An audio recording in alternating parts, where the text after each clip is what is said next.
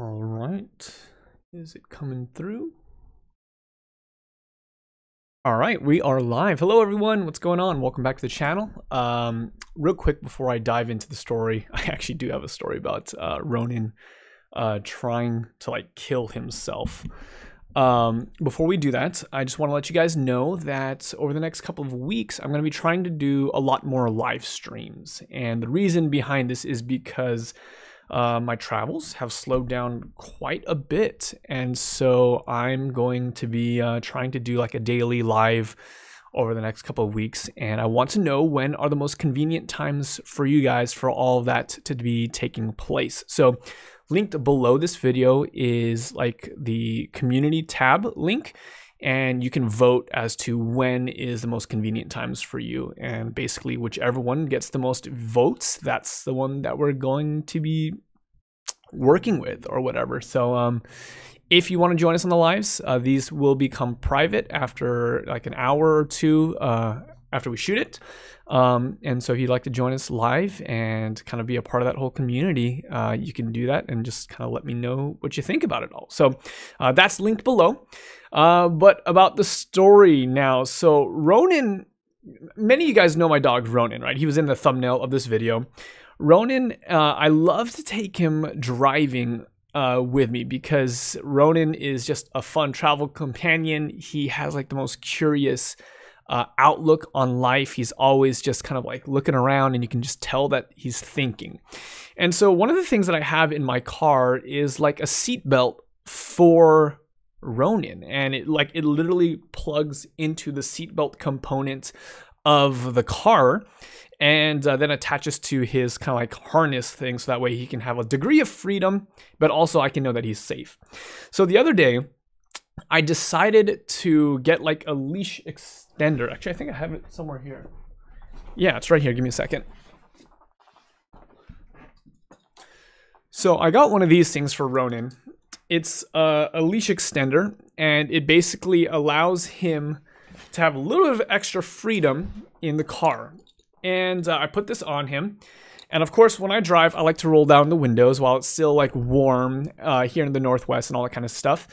And so he is right up against the window, looking out the window. He's got the biggest smile on his face. It's so cool to see him driving. But we get off the freeway, and I'm coming down the ramp, and I'm looking out my side view mirror. The next thing I notice is that Ronin has jumped out of my window as the car is moving, and in the side view mirror of my car, I see Ronin literally dangling outside of the car, and he had jumped out of the window, and thankfully the leash had held strong enough, and he was just dangling there. Of course, the car behind me is honking, saying, "Hey, your dog is going crazy," and so and so I literally stopped the car in the middle of a six lane intersection. Stop the car. All the cars are piled up behind me, and I run outside, grab my dog Ronin, throw him back into the car, and of course I close the window, and I'm like, never again. This dog is crazy. He's gonna kill himself.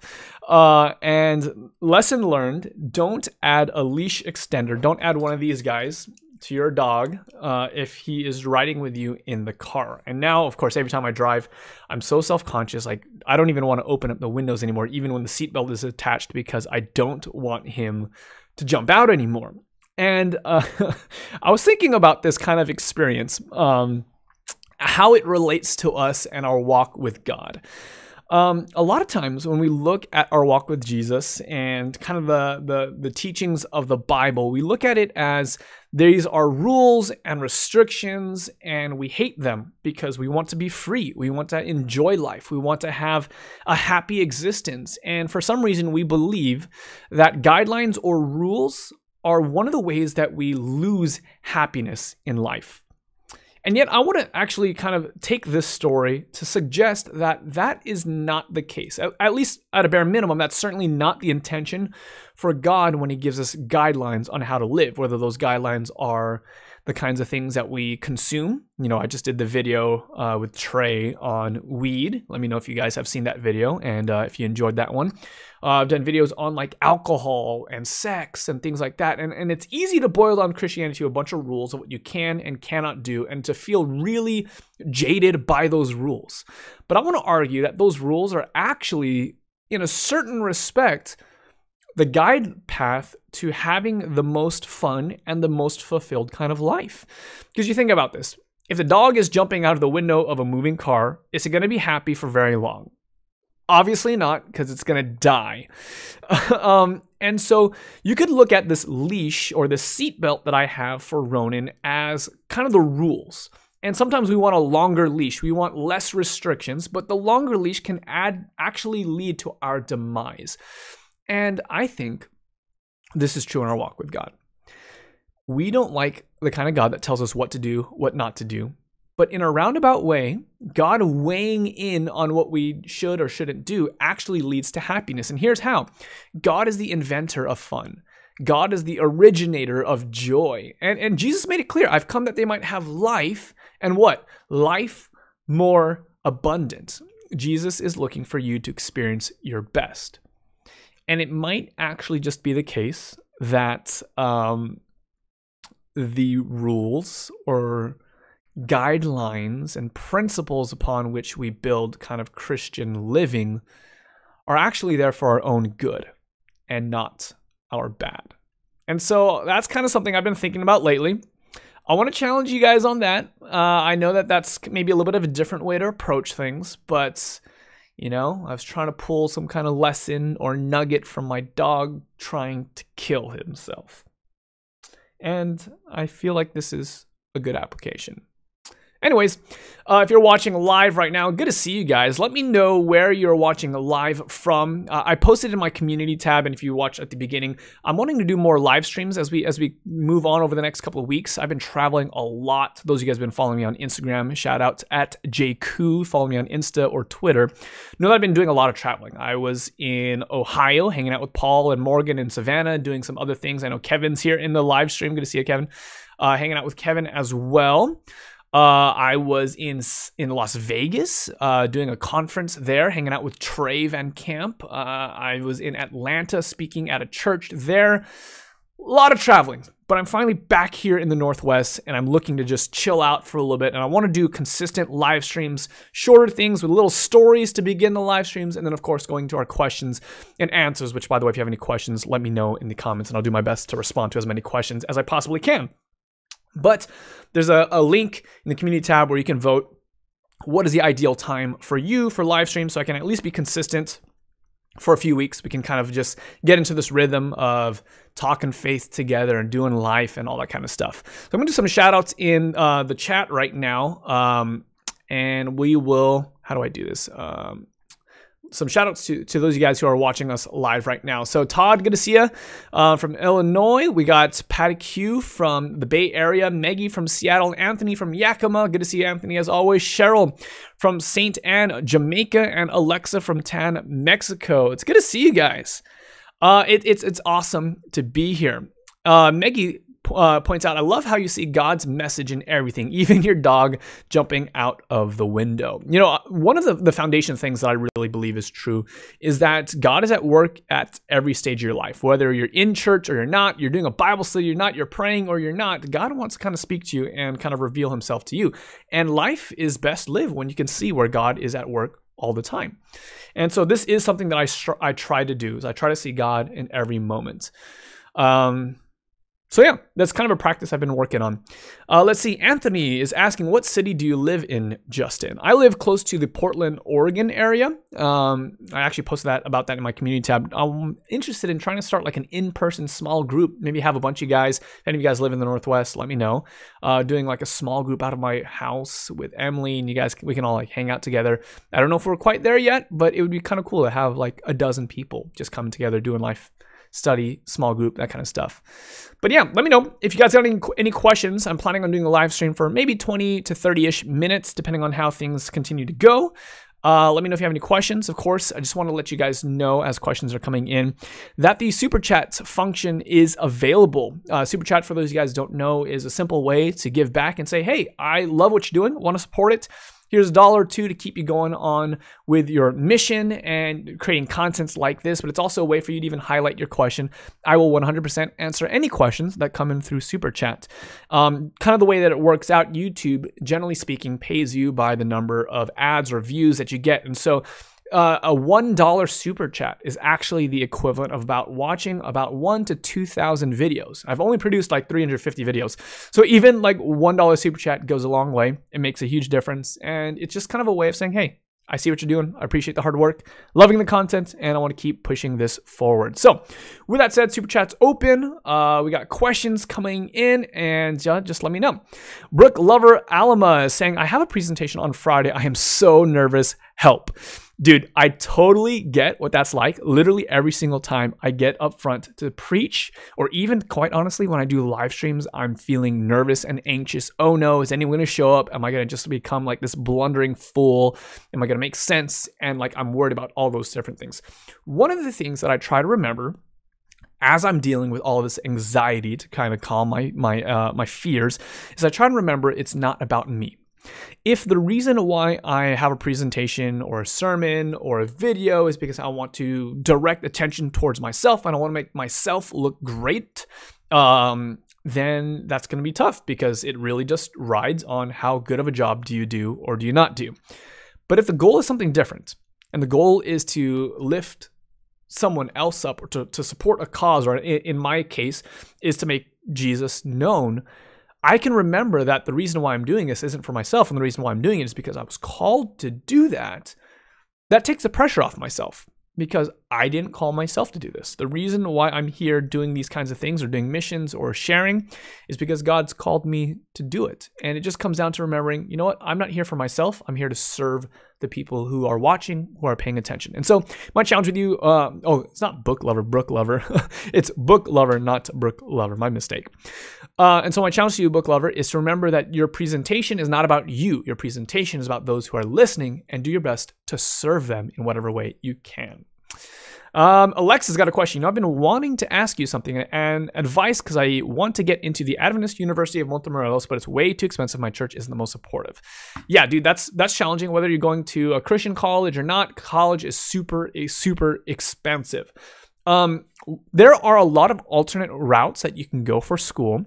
One of the things that I did actually is I went to an online college. I did a year at La Sierra University, which is a very expensive school. I think at the time it cost like almost 30 grand a year.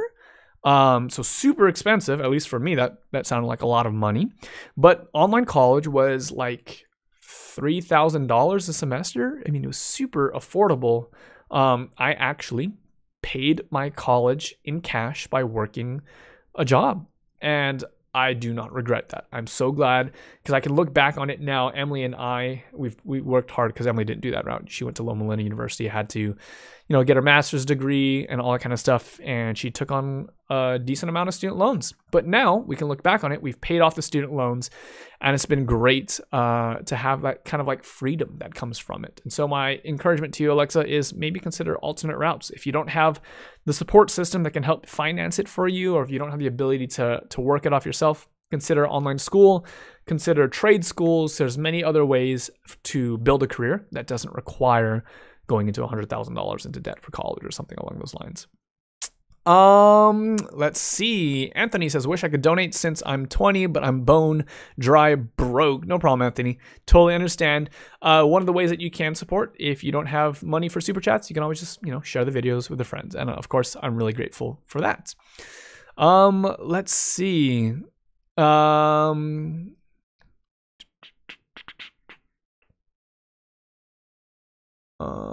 Can I do a video with you someday? Yeah, perhaps someday. I mean, you got to make your own videos and channels. This isn't something important for you guys. Any of you guys are wanting to create channels. I mean, I want to encourage you guys to do that. I'd be happy to do collaborations with any of you guys who are running your own YouTube channels, things along those lines. I think it'd be super fun to be able to do. Something that's actually coming up, I want to let you guys know about for tomorrow. I'm releasing kind of a teaser. John Jorgensen and I are doing a massive collaboration over the next couple of weeks. We just finished shooting 10 videos together over the last 2 days. And we're going to be talking about this book right here, which is called Letters to the Church by Francis Chan. Focus. There you go. Letters to the Church by Francis Chan. It's an awesome book, kind of diving into the questions of what is church, and is there possibly a way that the church system, as we see it in North America, is it possibly broken? Is it maybe less than it should be? Is it really what God has intended it to be? And so it's been a really good. I've actually gone through the book twice. Super awesome, and I'm going to be sharing some conversations with you guys as the weeks come through. So I get to go through the questions, go through the chapters and ask questions with John Jorgensen. Many of you guys know, who also runs another YouTube channel. So it should be pretty awesome. But yeah, let's see. Any other questions? Owen Blair, did you go to youth camp as a kid? Love your videos, by the way, bro. Hope you realize the impact you're making. Thanks, Owen. That's really nice of you to say. Did I go to youth camp as a kid? I actually did go to youth camp as a child. And so I went as a camper, I want to say 2 years in a row. Really cool. I went to a small little camp called Camp Cedar Falls in Southern California. Had a great experience. Got to do the whole, what was it? Go-kart racing and horseback riding and archery and soccer and all the different sports and like activities and stuff like that.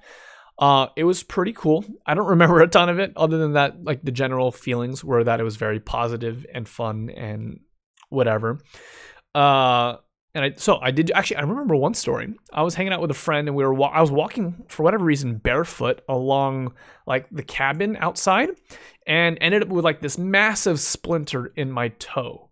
And that like wrecked me, and they had to not only get like the tweezers, but like use a little blade to kind of cut away some of the skin to get the tweezer or to get the splinter out. And yeah, that was like super, super painful. That's like my only memory of summer camp.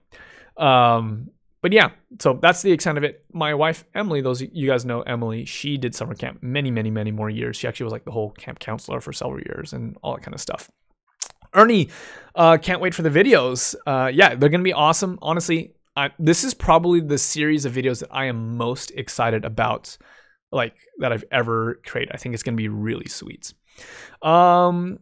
Let's see. Yo, bros, that is so cool. I prayed about that a couple nights ago. Good.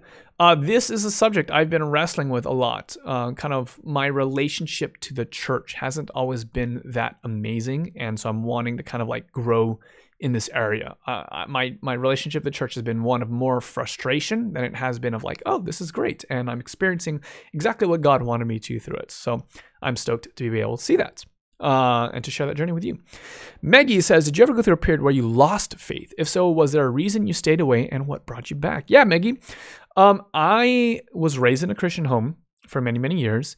But I definitely had like a walking away season when I was in like junior high to high school. So probably for like a period of 7 or so years, I consider myself to have walked away from the Lord, even though I was like going to Christian school and Christian church and all that kind of stuff. Emotionally and spiritually, I had walked away from God. And what made the difference was actually a really close friend of mine.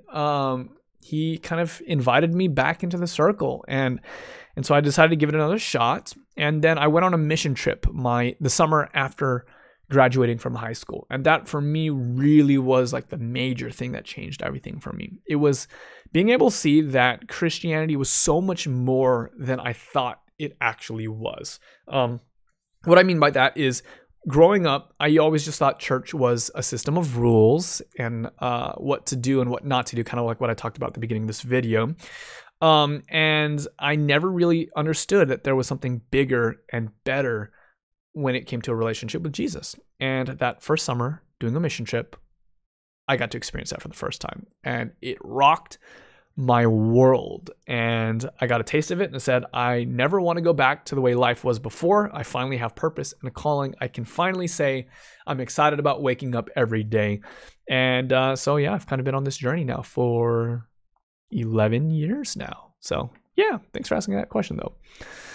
Alexa's follow-up question. I got appointed as a youth leader, and it's my first time. Any recommendations? I really want to work with the youth here. But again, my church is going through some rough times, and the kiddos here aren't that interested in those things. I had my moments too. How do I encourage them?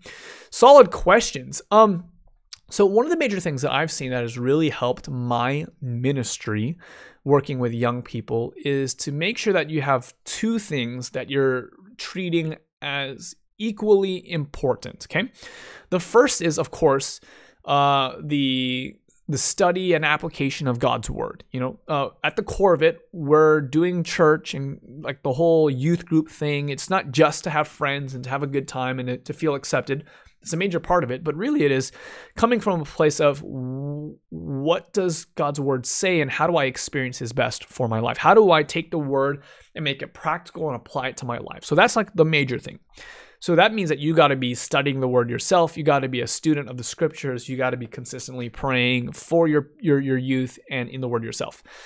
That's the first thing I would say. The second thing I would also say is I want to be careful to make sure that church is not only this thing that we do on the weekends. It's not only the explicitly religious and spiritual things, but it's really important to actually just do life and be like a community together. And what I mean by that is when I used to lead a small group Bible study during the week for like high school kids.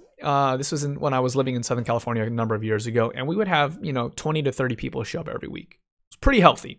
But I want to say that the main reason why people showed up wasn't just because of like the teachings and because of the Bible that we would study, but actually because we would hang out afterwards and we would hang out throughout the rest of the week. And so for every one day that we would do Bible study, the thing that we would share together is rock climbing. We would go rock climbing like 2, 3, 4, 5 times a week for every one time we met together and studied the Bible. And I think that just that community and that just like friendship and family sense, that's really what brought people back and really helped people say, you know what? This is something that I feel like I belong to. So it's those two things. You want to make sure that you're obviously delivering the word and you're encouraging people to be faithful to Jesus. And the second thing though is like actually just hanging out with them. So many people just think the answer is preach a great sermon or give a great Bible study. And I think that's nice, but that's only one half of the equation. So try and do both of those together effectively. So that's my advice there. Meredith, good question. What book of the Bible would you say is best to start reading? I've actually done a video on where to start. If you're new to studying the Bible, you can check that out on the channel. But my answer would be either the book of John, which is a great gospel to start on. It's the story of Jesus. I think it's a really great one to start with. If you're already familiar with the story of Jesus a little bit, check out the book of James. Super practical and challenging chapter. There's a lot in it that you're going to be like, oh, shoot, like that's real. Like, oh, man, that's kind of like hitting my heart. When that summer that I did the mission trip that I was talking about, had some friends every day. We'd go and we would read through a chapter of the book of James together, and we would just talk about it. And we would kind of cycle through the book of James. It's super short, like 4 or 5 chapters. I think it's 5 chapters. We would just go through chapter by chapter every single week. And I think we read it like 4 or 5 times that summer. And it was like a super cool experience because it's simple enough to understand. Doesn't require like a theology degree necessarily. Very practical, very real, and very raw. And so that's why I really like the book of James. Let's see. Another question coming from Labo Ramakella. Sorry if I butchered your name. Hello, my girl and I love each other so much. We really want to have sex together. We haven't had sex before. We're both Christians, and I'm wondering if us having sex out of love is still a sin. Really solid question, and that's straight to the point. I appreciate that question because that's a very real question. Is it wrong for you to have sex with someone that you love if you're not married? In my opinion, the answer is yes. And here's the reason why. Especially if you're younger, one of the things that you're going to learn is there's a decent chance that the person that you love today is not always going to be the person that you are loving, like say a year or 2 from now.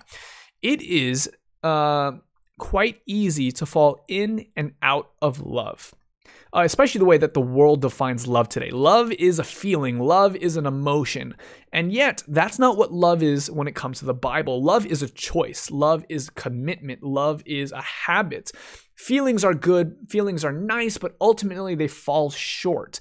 And this is why the Bible talks about sex as being something that's really should, in God's ideal, reserved for a man and a woman who are committed to each other in a lifelong union. We can call that marriage.